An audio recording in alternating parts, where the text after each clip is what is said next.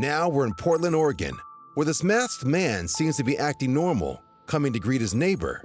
The only issue? He's a total stranger. He waves to nobody, just putting on an act for any neighbors who might be watching. He checks up and down the driveway for any prying eyes. The coast is clear, so he heads back to the porch to claim his prize, the stack of packages. But imagine his surprise if someone is home after all. Hey, I was just coming. I'm with UPS. I'm with UPS. I was gonna go with your neighbors. We go around to every place to make sure that if you're not home, we'll pick your neighbors or whatever. I'm an auditor for UPS. Swear to God, even if it's look it up, Michael Hansen. Needless to say, this opportunist isn't Michael Hansen. I'm with UPS. Nor does he work for UPS. Swear to God. 90,000 packages disappear from doorsteps every single day. But at least this isn't one of them. It's a quiet Sunday morning in Magalia, California.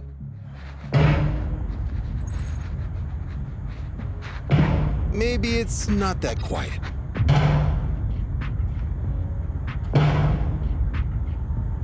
The man is known to routinely wake up his neighbors. Today, one of them decided to record it. What time is it? The computer says it's 8:24 a.m. Despite appeals to lift his trash can, this neighbor has his routine and sticks to it.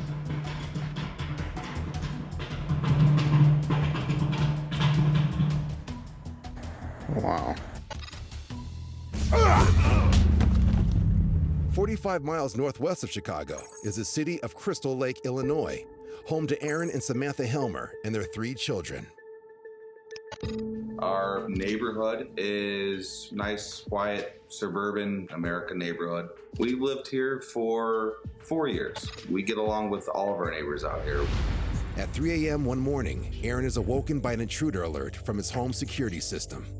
A stranger has walked onto his driveway and tried the door of his unlocked car. I look at my phone and see that my car door is wide open and the light is on. Didn't really think about if the guy had a weapon at all. I just knew that I didn't want somebody in my car.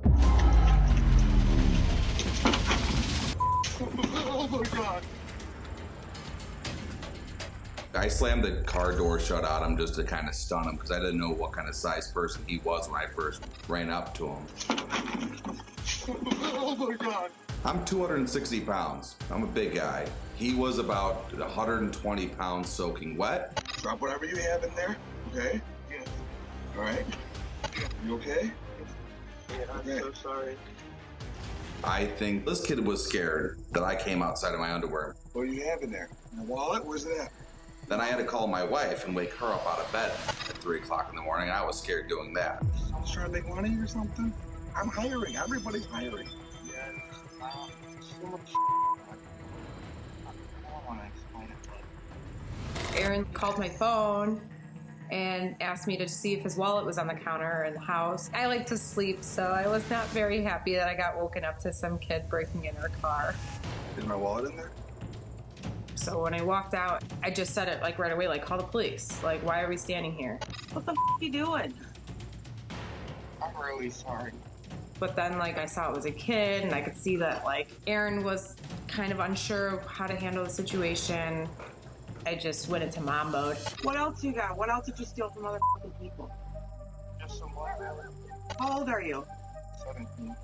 What the f***? I know, I'm sorry. You trying to go to jail over f***ing stealing $5? He was a young kid. If you call the cops on him right away, that could scar a young kid on his record. I used to get into trouble when I was younger, and I didn't want that. How many other houses did he hit so I can get this back? Honestly, I just wanted to get through to him, like, how stupid what he was doing really was. You know, your whole life over some stupid shit. I'm not doing any damage charges. If he would have caught the wrong house, he could have got shot over, like, a couple of dollars. Think of this as your lucky break, man. Yeah. We talked for about 10 minutes or so. He never tried to run at all. Where do you live? I don't know that he was a neighbor, but I never ran into him before. Still live at home with your parents? Yeah. Where do they think you are? Empty the rest of your pockets. Alright. So he had about 10 pairs of sunglasses, around 5 pairs of prescription glasses, about $5, $10, Like 20. $20. He had a pocket knife on him, and he had a bag of Skittles. Learn your lesson. I am, trust me. I'm so sorry. Don't apologize to me. Yeah, right here. Think about it. We let him go before we called the police to come get the things. It's not ours. We wanted to get back to the people that it belongs to. All right, you know what? You ever been in trouble with the police before? No. It's not fun, I can tell you right now. He was apologizing that he would never do it again, and I think he got away with it once or twice and then realized the severity of it. If he does get caught, what kind of consequences come next. I don't know. I think we made a good team of good cop, bad cop. I'm going to fuck to bed. I think our neighbors, him and his parents, would appreciate how the situation was handled. I mean, we still really don't know the full reason of why he was doing what he was doing. So as long as he took something away from it, that's good enough for me. Like stupid. Everett, Washington. It's 11 a.m. and home surveillance video catches a car rolling up, a woman jumping out of the passenger seat and making a beeline for a recently delivered package. But what this porch pirate doesn't know is the nanny's at home and she's watching the whole thing.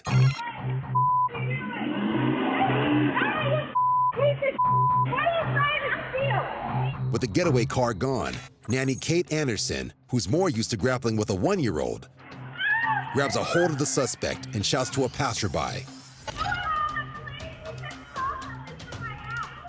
Restraining the woman, Kate marches her back to the house.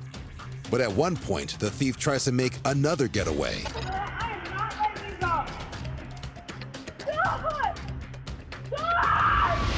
go. 8 minutes later, police arrive to arrest the suspect. She's sentenced to 3 months in jail for second-degree theft.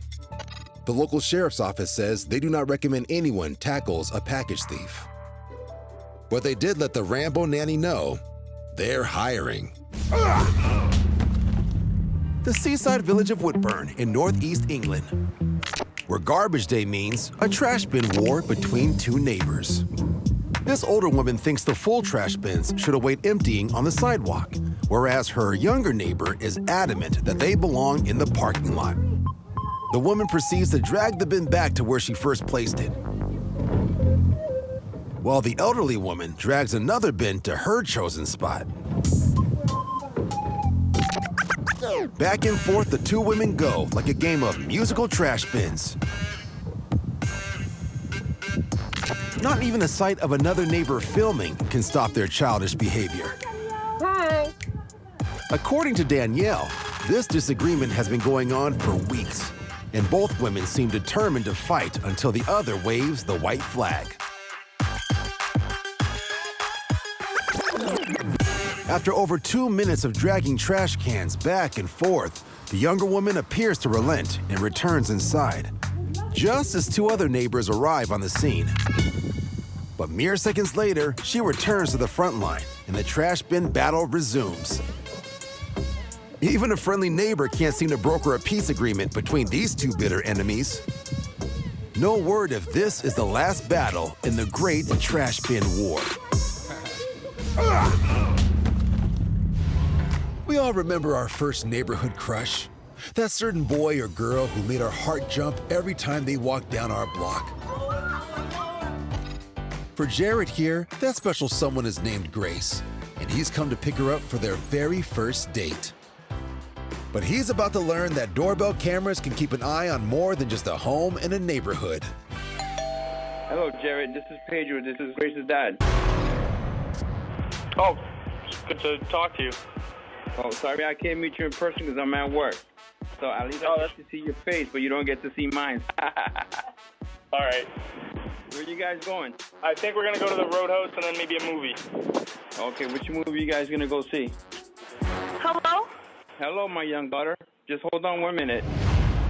Roughly what time you guys gonna be coming home? The movie's at 7, probably before 11. Oh, I heard 10:30. Okay, that's good. Works for me. All right, so just make sure you treat her correctly because that's my first daughter. You don't have to worry, sir. All right. I got a good picture of you. All right. All right, call me if anything. And remember, I know people everywhere, so they're looking at what you guys are doing. Okay. Bye. Don't make me look for you, because I will. You know I will. All right. Bye. Nice to meet you. Nice to talk to you. So who is the mysterious daddy who sends shivers down the spine of every boy on the block? Well, he's this guy, Pedro Lugo. I'm an old school type of guy. That's the way it is. This was like legit her first date with a boy. So you're taking out my baby girl for the first time by yourself? I got questions. Hold on. You have no money, but technically you don't have to pay. So you'll be okay. So Okay. I'll talk to you later. All right. Take a picture of his license plate of his car right now. What? All right? No. I'll talk to you later, okay? Bye. Oh my God. Bye. Hey, go take a picture of his license plate. Better open the door. Good job on opening the door, her. Fortunately for Jared, he got Grace back home in good time. He actually had her here at 10:18 p.m. He was here early, but they were just parked in front of the driveway for like about 5-6 minutes. But best believe, I was watching through my phone what was going on. Grace and Jared would date for half a year before going their separate ways. But Pedro is still coming to terms with his little girl growing up. Currently, Grace, she's in college right now. She is not dating. Like she says, she's single and ready to mingle, which I don't think she's not ready to mingle at all. What advice I would give boys to date my daughter? None. I ain't giving you no advice. I am not giving you the cheat code to try to get in this right here. Nope. You're not getting my heart. For boys, this is an ice box. You just gotta find out for yourself. Oh my God. Over to Chicago, Illinois, where it's cleanup day after a massive snowstorm. Ted Sirota, a professional drummer, has borrowed a snowblower to clear the snow off of his car. We had one of the largest blizzards in history, and everything was just completely covered. In our neighborhood on this block, especially with the immediate neighbors, it was a really great, community. After clearing his car, Ted decides to be a good neighbor. The woman that lived next door, she was pregnant, and I thought it'd just be a nice gesture to just go out and snow blow the whole drive for them.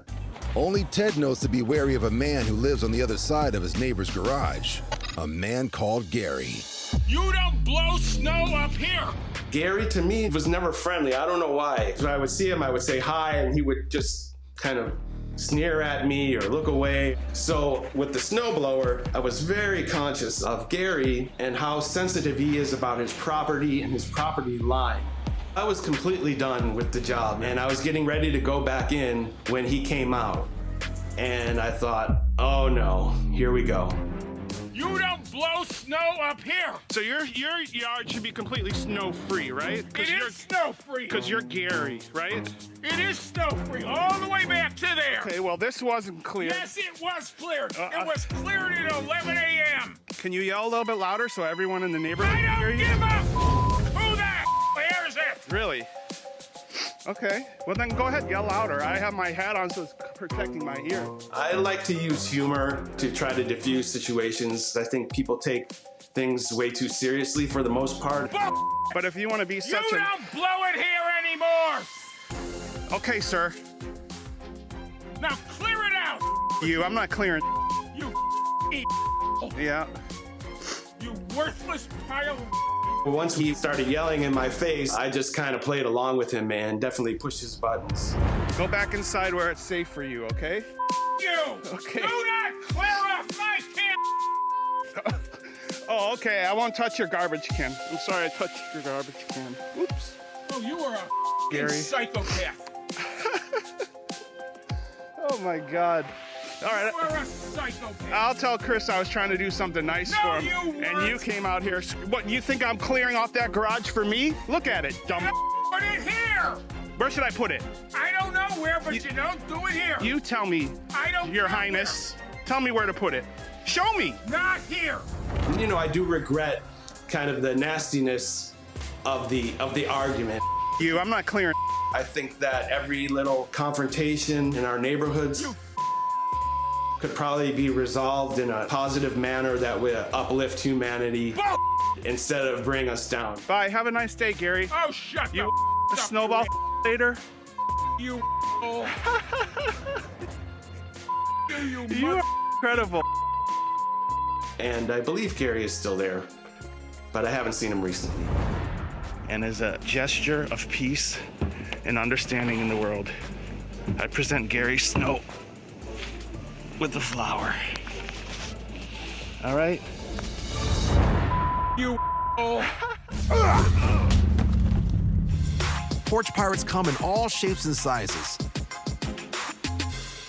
But a neighborhood in Topeka, Kansas may lay claim to the smallest. Meet 4-year-old Emmett, caught here on his neighbor's security camera, out for a nice afternoon drive. But something catches his eye, and he circles back for a closer look.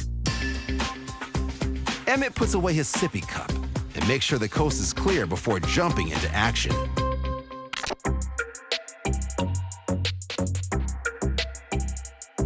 The package proves heavier than Emmett thought, but this little bandit remains determined.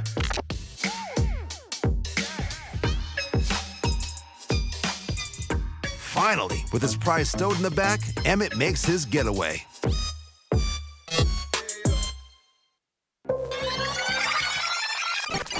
But what's this? Emmett drives back only minutes later. Turns out, a scolding from his mother convinces Emmett to return the box back to the porch just as he found it.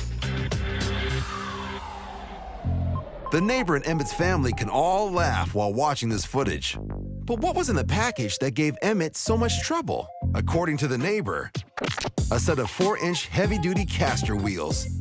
Something Emmett wouldn't be interested in anyway. He's already got a set of wheels.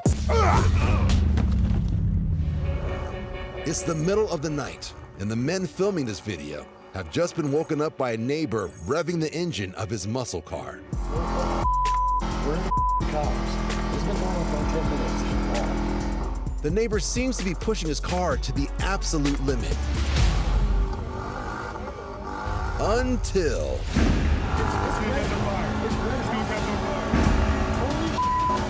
Oh my God!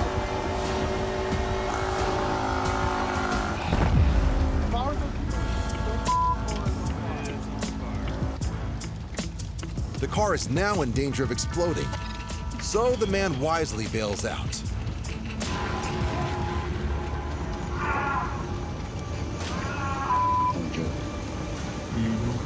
But then, to neighbors' amazement, he goes right back to the burning car. Hey, get away from it, bro.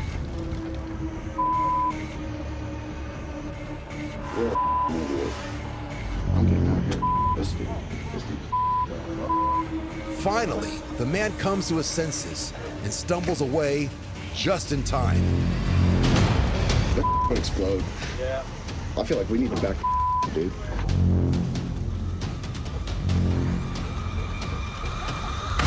Oh my God! That was the sound of a tire exploding on the car parked in the next spot. It's a warning sign that the fire is spreading across the parking lot and getting closer to people's homes.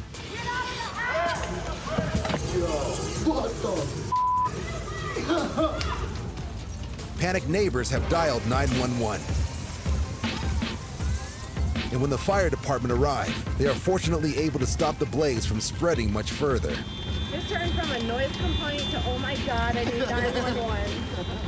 The man who started it all turned out to be intoxicated and was treated for second-degree burns to his foot. So much for trying to go to bed early. He was later charged with a misdemeanor for negligent burning and endangering the safety of persons or property. The charges were later dropped, but his car was completely totaled, as was the one parked next to it, which, unfortunately for him, belonged to his girlfriend's mom. San Jacinto, California. Residents of this neighborhood called police after spotting a shirtless man on a neighbor's roof. Eager citizen journalist Eddie George arrives on the scene to film the unfolding situation. I actually started a local community news Facebook group for the community, by the community. It's just not by me, it's by our whole community. Somebody in the neighborhood hit us up and say, hey, we have a man barricaded on top of somebody's roof in our area. I'm like, okay, let's go check it out. Known by local authorities for covering neighborhood stories, Eddie soon gets real-time updates on the ground about the suspect. He violated a restraining order. He is subject to arrest at this point and has barricaded himself, so that's where we're at. The suspect, already on probation, arrived at the residence of his ex-girlfriend earlier in the day, violating a court order. When she called police, he fled and was soon spotted by a neighbor on a nearby roof. He would run back and forth on the roof, so he had the cops running back and forth for 3 hours. He was just bouncing all over the roof, playing the cat and mouse game with him. Frustrated, authorities soon switched tactics and turned to the local fire department for help. Oh, they're gonna hook the fire hose up, folks. They ain't playing around with it. I look over at the guy, he's like, oh no, I'm in trouble. And I was like, he's either gonna get wet or he's gonna jump. Oh, he's running. As soon as he hits that ground, the one deputy started lunging at him. He made a quick right. There was a tall bush right there. I don't know if the guy thought he was Hercules or what, but he thought he could jump clear over that bush. Instead, the bush tripped him, took him out. I mean, he didn't have a chance. Once they got on top of the guy, he started fighting him tooth and nail. He was not giving up. After 7 minutes, 5 members of the sheriff's department are finally able to subdue the man. That's when everybody like, yeah, it's over with. Good job, guys. The neighbors were shaking the police officers' hands, appreciating them. The suspect is booked on suspicion of violating a domestic violence restraining order, violation of probation, making criminal threats, and resisting arrest. After they got him, you can tell the homeowners, they were very happy. Hey, this is over with. We can now go back in our home. I actually seen the expressions on their face, and they were like, thank goodness this is over with. It's a quiet afternoon in this Madison, Wisconsin neighborhood where an officer is responding to a call from a neighbor about a man riding a scooter, naked. What's going on, man? Out for a ride. Out for a ride? What do you got on underneath your cape? G-string. G-string. I'm completely covered up.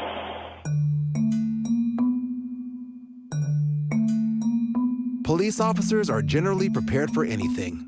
I ask you why you're just wearing a G-string, brother? Global warming. Global warming? But this local cop wasn't expecting to meet the neighborhood superhero. Are you a comedian? I do a comedy show. You do? I do. You're a stand-up comedian. Man, it's only naked comedy show. Adult entertainment for women and mixed groups. Well, that's a pretty good advertising you got going on. Sometimes all it takes to keep the neighborhood safe is a quick chat with a guy in a cape and thong riding a scooter. I guess whatever floats your boat, you know what I mean? I don't have a problem with that. According to the city attorney's office, local legend Thong Cape Scooter Man isn't breaking any laws with his au naturel excursion. And now the residents of Madison, Wisconsin can sleep soundly, knowing this hero is patrolling their neighborhood. Of all people to find it.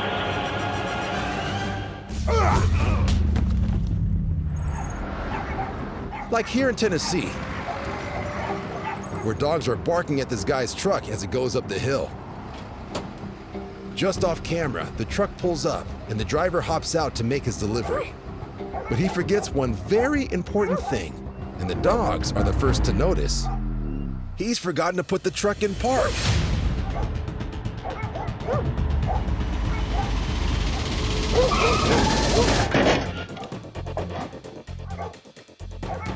But luckily for him, it narrowly misses this house. And finally comes to rest against a neighbor's fence. Nobody was hurt in this incident, but it's a prime example of how a simple little mistake can have dire consequences. Nothing brings out drama between neighbors quite like election season. No matter which candidate you support, guaranteed someone on your block is voting for the other side. Someone's messing with your signs. Annoyed that neighbors keep stealing his chosen candidate's campaign signs, this homeowner is ready to defend his turf. Paintball style. Got the bait pile all filled up with bait. Ready to go. Got the old gun ready to go. Come try and steal my again. Lying in wait for hours, the homeowner watches over his lawn. Paintballs primed and ready for action. When the sneaky sign bandits make their move, they get the message loud and clear to keep their hands to themselves.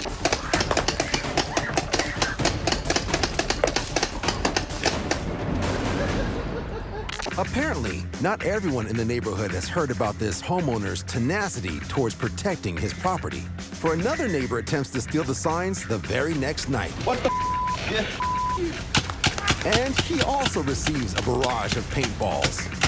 So remember, when it comes to lawn signs, to paraphrase our 44th president, don't steal, vote. I see him running. Out of here.